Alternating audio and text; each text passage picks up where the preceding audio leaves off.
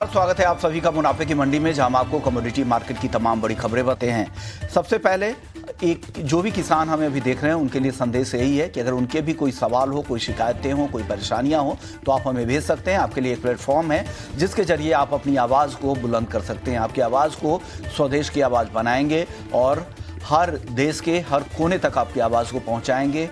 Policy makers, सरकार तक आपकी आवाज़ पहुँचेगी। तो देर मत कीजिए, आप अपनी शिकायतें हमें भेजते रहिए। नंबर है 9136934065। इस नंबर पे आप अपने खेती किसानी का वीडियो बना सकते हैं। अपने नॉर्मल मैसेज के जरिए भी आप अपनी शिकायतें भेज सकते हैं, या फिर आप फोटो खींच कर भी भेज सकते हैं। किसी भी फॉर्मेट में, किसी भी तरीके से भेजें, हम उन सवालों को ज़रूर शामिल करेंगे। किसी भी किसान के सवाल हम नहीं छोड़ेंगे। नंबर यही है 9136934065।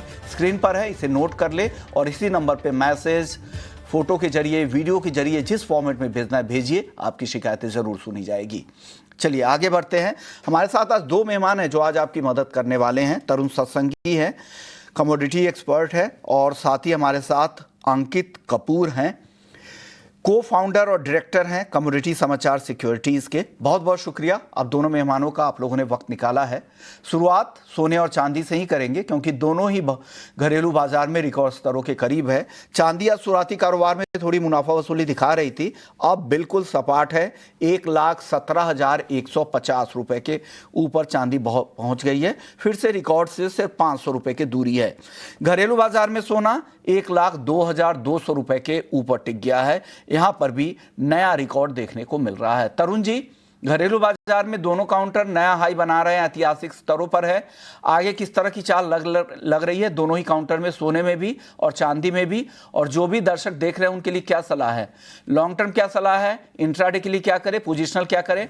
जो भी कॉल दे सर, टाइम फ्रेम भी बता दीजिएगा। Good morning Vishwa Mohan ji. Good morning sir. Domestic market की बात करते हैं तो हमने देखा है कि आउट परफॉर्मेंस आया है रूपी वीकनेस की वजह से। साइमल्टेनियसली जो ट्रंप ने थ्रो किया 50% टैरिफ, उसकी वजह से भी कहीं ना कहीं हमने प्रीमिया ऐड होते हुए देखा है। डोमेस्टिक मार्केट डीकपल है इंटरनेशनल कॉमेक्स स्पॉट से। वहां पर अभी भी क्या है कि अप्रैल से लेकर टिल नाउ साइडवेज मूवमेंट हो रहा है। जैसा कि मैंने पहले भी कहा है, 3240 से 3430 का रेंज बना हुआ है। जब तक कि इधर वे प्राइस नहीं जाएंगे तो अल्टीमेटली डायरेक्शन मार्केट का जो रहेगा वो साइडवेज रहेगा इस रेंज के अंदर। आज ओवरनाइट को हमने देखा कि 3426 का गोल्ड ने हाई बनाया कॉमेक्स स्पॉट में, and since then it is down. I think जो लोग तेजी खेल रहे हैं उनको थोड़ा प्रॉफिट बुकिंग कर लेना चाहिए। 3430 के ऊपर जब क्लोज देगा डिसाइसिवली ऑन डेली बेसिस और चलना चालू करेगा, तब फर्दर गोल्ड के अंदर रैली देखने को मिलेगी। और इन केस अगर नहीं हुआ तो लाइक प्रीवियसली हुआ है 5 to 7 टाइम्स, वंस अगेन हो सकता है कि यहाँ से मार्केट में शॉर्ट टर्म में प्रॉफिट बुकिंग देखने को मिले और वो वंस अगेन 50 से $100 का करेक्शन लेकर आ जाए। सिल्वर की बात करते हैं तो मुझे ऐसा लगता है कि अभी भी दो डोमेस्टिक मार्केट के अंदर आउट परफॉर्मेंस है like gold, but COMEX spot में $39.50 का एक अच्छा रेजिस्टेंस है। कल भी ब्रेक नहीं किया और आज भी उसके बीनीथ प्राइस चल रहे हैं। $39.50 के ऊपर सिल्वर के प्राइस चलेंगे तभी इसमें फर्दर रैली देखने को मिलेगी, अदरवाइज शॉर्ट टर्म में प्रॉफिट बुकिंग इसमें भी आ सकती है। तो मैं डोमेस्टिक मार्केट के लेवल के हिसाब से प्ले करना प्रेफर नहीं करूंगा। मैं वेट करूंगा, चांदी $39.50 के ऊपर जाता है तो अल्टीमेटली फर्दर रैली आएगी, डिप्स पे बाय करना प्रेफर करूंगा। नहीं आता है तो हो सकता है वंस अगेन $36-35 तक चांदी फिसले, तो मैं वहां पर बाय करना प्रेफर करूंगा अगर इन्वेस्टमेंट मेरा आउटलुक है तो। ट्रेडिंग के हिसाब से आई थिंक जैसा ऐसा मौका मिलता है बाय या सेल का, मैं वैसा करता रहता हूँ। गोल्ड का क्लियर है 3430 के ऊपर ही मैं बाय फर्दर देखता हूँ, अदरवाइज मुझे लगता है कि ये लेवल से प्रॉफिट बुकिंग फिर से देखने को मिल सकती है जी। तो इस लेवल से फिर से प्रॉफिट बुकिंग आपको यहाँ पे दिख सकती है। चांदी पे आप बुलिश राउंड कर रहे हैं। चांदी के नियर टर्म के टारगेट क्या है तरुण जी? सी लॉट बुक डिपेंड अपॉन कि $39.50 के ऊपर प्राइस क्लोज होते हैं और सस्टेन करते हैं या नहीं कॉमेक्स स्पॉट के अंदर। अगर नहीं होते हैं, जैसे कि कल से लेकर आज तक कंसिस्टेंटली उसके बीनीथ ही है, तो $36 $35 वंस अगेन देखने को मिल सकते हैं।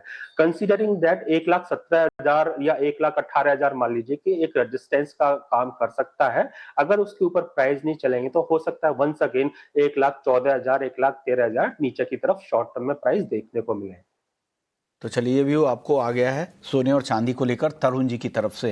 अंकित जी आप बताइए, गोल्ड और सिल्वर दोनों जो कोई भी ट्रेड करना चाह रहे हैं करंट भाव पर, उनके लिए क्या सलाह है, किस तरह के टारगेट दे रहे हैं, इंट्राडे के लिए कॉल है या अगले हफ्ते के लिए भी इसे कैरी करना है, ये भी बता दीजिएगा।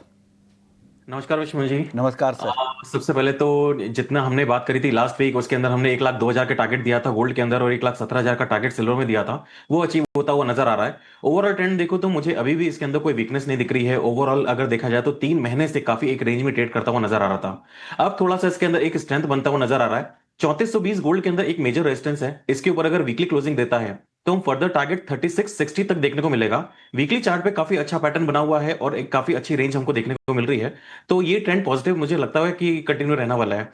और M6 गोल्ड के अंदर बात करें तो इंट्राडे में शॉर्ट टर्म में मैं बात करूंगा 1,02,800 से लेके 1,03,500 तक रैली देखने को मिलेगी। और जैसे ही 1,03,500 के लेवल को क्रॉस करेगा तो ये जो रैली है ये अग्रेसिव हो सकती है और मुझे जैसा लग रहा है कि 1,06,000 तक के टारगेट्स दिवाली तक देखने को मिल सकते हैं गोल्ड के अंदर। तो ओवरऑल जो सिनेरियो हो, जो सेंटिमेंट्स है, वो गोल्ड के अंदर काफी बुलिश बना हुआ है। एक चीज गोल्ड के अंदर सबसे ज्यादा M6 में देखने को मिल रही है, आयनर। आयनर इस समय काफी वीक हो रहा है, जिस तरह से टैक्स लगे हुए हैं, टैरिफ लगा हुआ है इंडिया के ऊपर, और ग्लोबल मार्केट में जिस तरह से सिनेरियो भी टेंशन के चल रहे हैं, मुझे नहीं लगता है कि खत्म होने वाला है। तो आईएनआर के ऊपर एक प्रेशर बना हुआ है। 88 का लेवल इसके अंदर स्ट्रॉन्ग है। अगर 88 लेवल का क्रॉस करता है तो बहुत जल्दी 90 से 91 तक के लेवल्स देखने को मिलेंगे, जिसके कारण M6 गोल्ड है काफी सपोर्टिव नजर आ रहा है। तो कोई भी गिरावट मिलती खरीदारी करके चले, ज्यादा बेहतर रहेगा। पोजिशनल स्टॉप लॉस इसके अंदर 1,01,000 का बना हुआ है।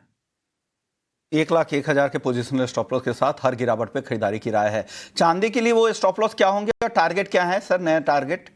देखिए चांदी को तो मैं मान रहा हूं कि अभी भी यहाँ पे भी खरीदा जा सकता है, और पोजिशनल कोई स्टॉप लॉस लगाते हैं तो दिसंबर कॉन्ट्रैक्ट के अंदर 1,16,000 का स्टॉप लॉस लगाना चाहिए। चांदी के अंदर 1,18,000 के आसपास खरीदारी करी जा सकती है और बहुत जल्द 1,21,000 तक के टारगेट देखने को मिल सकते हैं। वहीं अगर मैं कॉमेक्स की बात करूं तो कॉमेक्स में 39.10 काफी एक मेजर रेजिस्टेंस है। अगर 39.10 के ऊपर अगर वीकली क्लोजिंग देता है तो फर्दर अपसाइड रैली हमें 42 से $44 तक के टारगेट्स हमें अगले 1 से 1.5 महीने के अंदर देखने को मिल सकते हैं। तो 1,21,000 तक चांदी जा सकती है नियर टर्म में ही। और चांदी में देखिए शार्प रिकवरी आई है, अगर आप चार्ट के जरिए अगर देख पाएंगे तो पता लगेगा। शुरुआती कारोबार में यहाँ पर 200 रुपये से ज़्यादा की गिरावट थी और अब देखिए यहाँ पर 1,17,200 के ऊपर चांदी पहुँच चुकी है। और हमने देखा भी था 1,17,635 का रिकॉर्ड बनते हुए, और उस रिकॉर्ड से बहुत दूर नहीं है, 400 रुपये की सिर्फ दूरी चांदी की रह गई है। चलिए आगे बढ़ते, कच्चे तेल की बात करते हैं। कच्चे तेल में आज मिला जुला कारोबार है। इंटरनेशनल मार्केट में नरमी दिख रही है, घरेलू बाजार में भाव तेज है, 5,650 रुपए के ऊपर है, करीब ½ % से ज़्यादा की तेजी यहाँ दिख रही है। लेकिन इंटरनेशनल मार्केट में कमजोरी है। $68 के पास ब्रेंट है, $64 के आसपास WTI है। अंकित जी बताइए क्रूड पर क्या राय है? जी पिछली बार जब हमने बात करी थी तो 5650 का टारगेट दिया था। स्टॉप लॉस में कोई बदलाव नहीं है, 5400 का बना हुआ है। इसको अंदर में जो शॉर्ट टर्म हमने खरीदी करी थी उसको पोजिशनल में कन्वर्ट करेंगे। 5600 के आसपास वापस अगर मिलता है तो खरीदारी कर सकते हैं। 5900 से 6000 तक के टारगेट देखने को मिलेंगे। और जो स्टॉप लॉस है 5400 का एक मेजर साइकोलॉजिकल लेवल बन चुका है। अगर जब तक 5400 के नीचे नहीं जा रहा है तब तक इसके अंदर खरीदारी जारी रहेगी। मुझे लगता है कि जल्दी इसके अंदर 5900 से 6000 तक के लेवल्स देखने को मिलेंगे। तो कोई भी गिरावट आती है 5600 के आसपास तो खरीदारी कर सकते हैं। कोई भी गिरावट आती है 5600 के आसपास तो वहां पे खरीदारी कर सकते हैं। 5900 तक के टारगेट, पोजिशनल टारगेट यहां पर दिए जा रहे हैं। आप बताइए तरुण जी, आपकी राय क्या है क्रूड पर? आई थिंक $60 का काफी अच्छा साइकोलॉजिकल सपोर्ट था WTI क्रूड का, और 61 के आसपास से रिकूप हुए। हमारे डोमेस्टिक मार्केट की बात करते हैं तो 5500 का काफी अच्छा सपोर्ट था, ब्रेक किए, प्राइस उसके नीचे गए, सस्टेन नहीं कर पाए और फिर से रिबाउंड हो गए। अभी ब्रॉडर ट्रेंड क्लियर है, $60 से $70 के बीच में WTI क्रूड ऑयल के प्राइस NYMEX में ट्रेड करेंगे और डोमेस्टिक मार्केट में हो सकता है 5400 से लेकर 6000 का रेंज है, जिसके बीच में प्राइस एक्टिविटी होनी चाहिए। क्योंकि लोअर रेंजेस से प्राइस ऊपर की तरफ चलना चालू हुए हैं तो हमें ऐसा लगता है द पाथ ऑफ रिकवरी और rally will continue, mild rally आएगी, नॉट बहुत सॉलिड आएगी, बट मुझे लगता है $66-67 नाइमेक्स में आ सकते हैं प्राइस, एंड डोमेस्टिक मार्केट में 5850 से 6000 वंस अगेन रिक्लेम कर सकते हैं। क्रूड की बात हो गई, नेचुरल गैस की चाल देखते हैं। नेचुरल गैस में आज 0.25% की तेजी है, 262 रुपए के ऊपर है सितंबर का वायदा, जिसकी एक्सपायरी 25 सितंबर को है। तरुण जी, एनजी पर क्या राय है? मैं थोड़ा वेट करना प्रेफर करूंगा, क्योंकि ऑलरेडी काफी अच्छा रिफिलिंग सीजन का करेक्शन हो चुका है और प्राइस अभी लोअर लेवल से रिकवर भी किया है। और अभी टिपिकली क्या है कि कूलिंग डिमांड भी कम हो जाता है, सितंबर अक्टूबर ज्यादा डिमांड होता नहीं है, तो लॉट वुड डिपेंड अपॉन कि यूएस का जो अपकमिंग विंटर है वो कैसा आएगा। बट नॉनदलेस मुझे ऐसा लगता है फॉर सम टाइम नाउ 230 से लेकर 275 का रेंज है, जिसके अंदर प्राइस एक्टिविटी होनी चाहिए। आप बताइए, नेचुरल गैस में कोई ऑप्शंस में ट्रेड बन रहा है क्या अंकित जी? जी बिल्कुल, नेचुरल गैस का मैं थोड़ा सा इसमें ट्रेंड बताना चाहूंगा। नेचुरल गैस एक ऐसी कमोडिटी है जो 2016 से अगर ट्रेंड चल रहा है तो 2016 में इसने नए लोज बनाए थे 130 100 रुपीस के आसपास। उसके बाद 2018 में इसने नया हाई बनाया, 2020 में वापस से 130 के आसपास लो बनाया, 2022 में इसने नया हाई बनाया, 2024 में हमने वापस से एक देखा कि 130 रुपए के आसपास ये ट्रेड करता हुआ नजर आया था। तो 2026 के एंड तक मुझे लगता है कि वापस से एक बार अगर वही साइकिल चलती है तो एक नया ट्रेंड हमको देखने को मिलेगा, तो और वही तेजी देखने को मिलेगी। तो नेचुरल गैस के अंदर अभी कॉन्ट्रैक्ट चेंज हुआ है, तो ऑप्शन ट्रेडिंग के अंदर मैं नहीं जाऊंगा। मैं कोशिश करूंगा कि इसको आज का जो वीकली क्लोजिंग है वो देखना मुझे बेटर रहेगा। वीकली क्लोजिंग के अंदर इसमें गंगोत्री पैटर्न बन रहा है। अगर कोई वीकली चार्ट में अगर एनालिसिस कर रहा है तो इसके अंदर एक गंगोत्री पैटर्न बन रहा है। उसके बेसिस पर अगर मैं देखूं तो आने वाले टाइम में मुझे 290 तक के टारगेट्स देखने को मिल रहे हैं, लेकिन खरीदारी के लिए मुझे आज का थोड़ा सा वेट करना पड़ेगा और वीकली क्लोजिंग का वेट करना पड़ेगा। गिरावट पे 250 के आसपास मिलता है तो एक अच्छी खरीदारी बन सकती है, लेकिन स्टॉप लॉस 225 का पोजिशनल बेसिस पर रहेगा। तो यहाँ पर अभी ना खरीदे, अभी वेट कर ले, ये सलाह नेचुरल गैस के लिए है। मेटल्स की चाल देखते हैं। बेस मेटल्स में आज कॉपर तेज है, 0.5% के आसपास की तेजी यहाँ दिख रही है, 895 के ऊपर है। लेड में 0.25% की तेजी 181 के ऊपर है। जिंक, एल्युमिनियम, ये दोनों काउंटर भी आधे % से ज़्यादा की मजबूती दिखा रहा है। 254 रुपये 50 पैसे के करीब एल्युमिनियम का वायदा। जिंक 268 रुपये 70 पैसे के आसपास। अंकित जी, क्या पसंद आ रहा है आज आपको? जी मुझे पसंद में तो एक कॉपर आ रहा है। कॉपर के अंदर 890 के आसपास बाइंग कर सकते हैं, स्टॉप लॉस 880 का रहेगा और 900 902 तक के टारगेट्स देखने को मिल सकते हैं। 900 के लेवल पे एक पोजिशनल ब्रेकआउट देखने को मिलेगा। अगर 900 के ऊपर वीकली क्लोजिंग मिलती है तो काफी एक अच्छा पोजिशनल ब्रेकआउट मिलेगा, तो आने वाले टाइम में इसके अंदर अच्छी खासी रैली हमको देखने को मिल सकती है। संडे को चाइना का मैन्युफैक्चरिंग पीएमआई डेटा है, वो काफी इंपॉर्टेंट रहने वाला है। अगर उसके अंदर रिवाइवल हमको देखने को मिलता है तो डेफिनेटली बेस मेटल प्राइसेस के अंदर हमको सपोर्ट देखने को मिलेगा। तो यहाँ पे कॉपर के अंदर मुझे लगता है कि बाइंग करके चल सकते हैं 890 के आसपास। पोजिशनल जो स्टॉप लॉस रहेगा 880 का और टारगेट 900, और उसके ऊपर अगर चलता है तो फिर फर्दर अपसाइड रैली हमें 925 930 तक भी देखने को मिलेंगे आने वाले समय में। 900, फिर उसके बाद 925 930 तक भी दिख सकता है। यहाँ से 5 रुपये नीचे आए भाव, फिर आप खरीद सकते हैं कॉपर। जो स्क्रीन पर दिख रहा है वो अगस्त कॉन्ट्रैक्ट है, जिसकी आज एक्सपायरी है। यहाँ पर ट्रेड नहीं, ट्रेड आपको करना है सितंबर वायदा में, जिसका भाव इसी आसपास में 895 के आसपास है। वहाँ पर कॉपर में ट्रेड करें, 880 का स्टॉप लॉस लगाए, 890 के लेवल पे खरीदे, 900 पहला टारगेट और पोजिशनली 925 से 930 रुपए तक जाने की संभावना है, ऐसा अंकित जी मानते हैं। आप बताइए तरुण जी, आपकी राय क्या है? मेटल्स में आपको क्या पसंद है?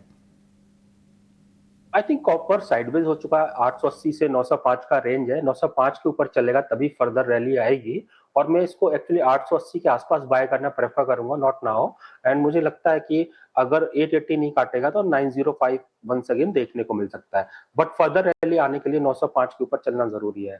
एल्यूमिनियम, जिंक ऑलरेडी हमारे हिसाब से चल चुके हैं, मुझे लगता है डिप्स का वेट करना चाहिए। 263 के आसपास अगर जिंक आता है तो बाय कर सकते हैं। 260 के नीचे जब तक क्लोज नहीं देगा इसमें मेजर ट्रेंड अप रहेगा। द मोमेंट 273 के ऊपर चलना चालू करेगा तो इसमें फर्दर रैली आएगी। एल्यूमिनियम की बात करता हूं तो मुझे लगता है कि 248 का काफी अच्छा सपोर्ट है, 250 या उसके नीचे प्राइस मिलते हैं तो बाय करना चाहिए।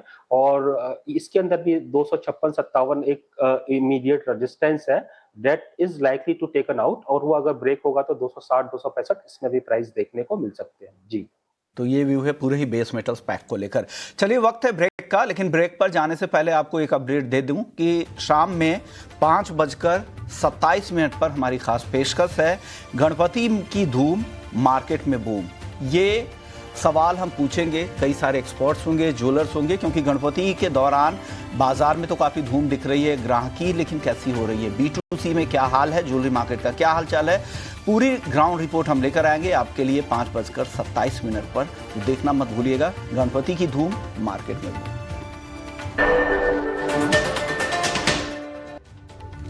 ब्रेक के बाद आपका स्वागत है और आप देख रहे हैं मुनाफे की मंडी। अब बात कर लेते हैं एग्री मार्केट की और सबसे पहले मसालों की चर्चा शुरू करेंगे, जीरा और धनिया की। इस पर बातचीत करने के लिए हमारे साथ महावीर गुप्ता हैं, श्री फलोदी ट्रेडर्स के डायरेक्टर हैं। बहुत बहुत शुक्रिया महावीर जी, आपने वक्त दिया है। सर, त्योहारी सीजन में किस तरह का हाल है जीरा और धनिया का, ग्राउंड की क्या रिपोर्ट है, मंडियों में अराइवल्स किस तरह के हैं और उसके सामने डिमांड किस तरह की है? जीरा में अभी एक्चुअली अराइवल थोड़ी डिस्टर्ब चल रही है, लेकिन अभी थोड़ा सा फेस्टिवल टाइम है इसलिए अराइवल तो बढ़ेगी, लेकिन अभी जो पहले की जो फसल है उसका अभी तक कोई तय नहीं हुआ है, क्योंकि बरसात बहुत ज्यादा होने के कारण अभी तक खेतों में उपजाऊ स्थिति नहीं आई है। तो उस वजह से थोड़ा सा किसान अभी उलझा हुआ है, लेकिन 15 दिन बाद अराइवल थोड़ा आना चाहिए, क्योंकि उसको जो भी उसके एक्सपेंसेस हैं नई फसल के बिजाई के लिए वो जरूरत पड़ेगी। तो जीरे में भी अभी ऐसा हम देख रहे हैं कि यहाँ से 10 से 20 रुपए किलो की तेजी बननी चाहिए, क्योंकि फेस्टिवल डिमांड का टाइम आएगा और एक्सपोर्ट भी अच्छा होना चाहिए इसमें। दोनों के कारण मिला जुला सिर्फ 10 से 20 रुपए किलो की तेजी यहाँ से संभावना लग रही है। 20 रुपए किलो की आपको तेजी की संभावना लग रही है। सर, इंटरनेशनल डिमांड की आप बात कर रहे हैं कि एक्सपोर्ट में भी सुधार होगा, त्योहारी सीजन में यहाँ तो फायदा होगा, लेकिन इंटरनेशनल मार्केट में कैसे फायदा होगा? इंटरनेशनल मार्केट में भी इस समय डिमांड रहती है, क्योंकि उधर मतलब पूरा सब जगह जैसे वहाँ पे न्यू ईयर के हिसाब से जो भी बुकिंग होती है तो वो एक अभी से चालू हो जाता है, तो एक्सपोर्ट बहुत अच्छा होता है। अगस्त ऑनवर्ड्स या सितंबर में बहुत अच्छा एक्सपोर्ट जाता है, तो उस हिसाब से एक उम्मीद दिख रही है, क्योंकि थोड़ा डिमांड डोमेस्टिक तो कम है। धनिया और जीरा में दोनों में स्थिति है कि हमारे पास डोमेस्टिक डिमांड बहुत कम है, इसके कारण ये शिथिल है अभी तक इनके बाजार। लेकिन जैसे ही डिमांड आएगी या फेस्टिवल के कारण डोमेस्टिक डिमांड आएगी और इंटरनेशनल डिमांड आएगी, तो दोनों के कारण दोनों के बाजार बढ़ने की संभावना है। सर, एक सवाल और मेरा होगा, चीन की फसल को लेकर काफी कुछ माहौल बनाए जा रहे थे, क्या कुछ रिपोर्ट है सर? अब ताजा अपडेट क्या है वहां से? एक्चुअली अभी उस पर भरोसा नहीं कर सकते, क्योंकि वहां से जो भी जानकारी आती है इतनी पुख्ता नहीं होती है, तो अभी थोड़ा सा उसमें समय लगेगा, 1 महीना और उसके लिए चाहिएगा जब पूरी पुख्ता जानकारी आएगी। लेकिन इस बीच में जो डोमेस्टिक डिमांड है वो आ जानी चाहिए फेस्टिवल के हिसाब से, तो एक बार लगता है कि उसके कारण थोड़ा इफेक्ट करेगा अगर चाइना का क्रॉप अच्छा आता है तो। लेकिन फिर भी हमारे यहाँ का जो अभी किसान की स्थिति और कम भाव के कारण वो रोक रहा है माल, उस हिसाब से आगे परिदृश्य अच्छा ही दिखता है।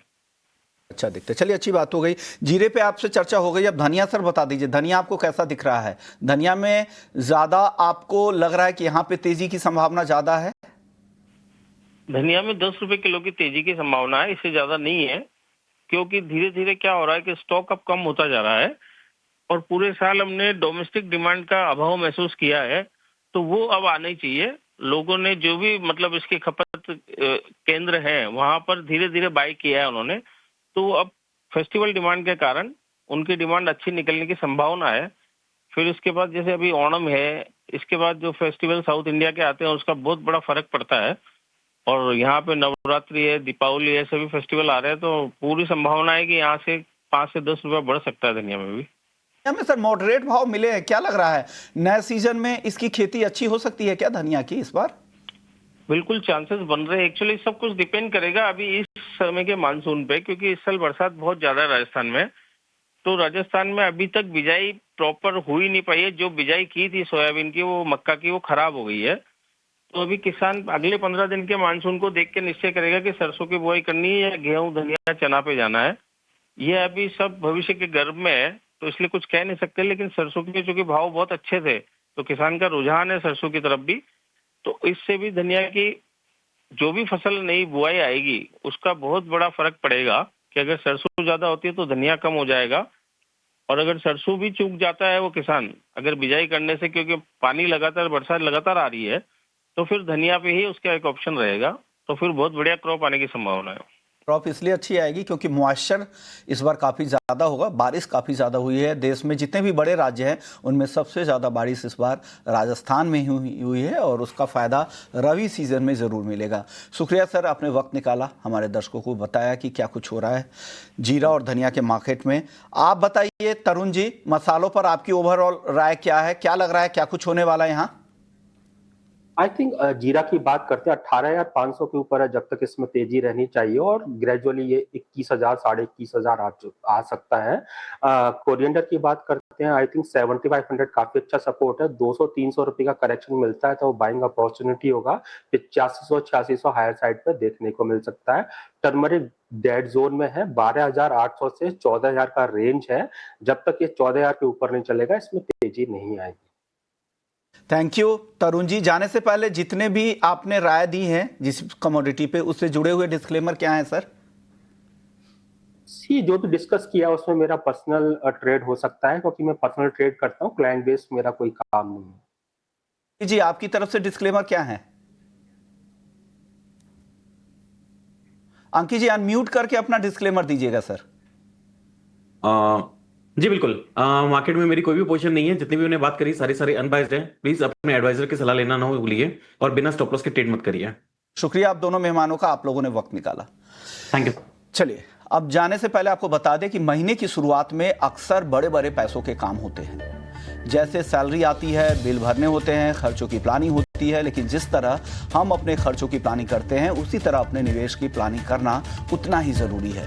इसी आदत को बढ़ावा देने के लिए एसबीआई म्यूचुअल फंड और टाइम्स नेटवर्क मिलकर एक राष्ट्रीय इन्वेस्टर अवेयरनेस पहल शुरू कर रहे हैं जिसका नाम है भारत निवेश, बेहतर कल। इस पहल का मकसद भारतीयों में लगातार निवेश करने की आदत को प्रोत्साहित करना है ताकि वे अपना आर्थिक भविष्य सुरक्षित कर सकें।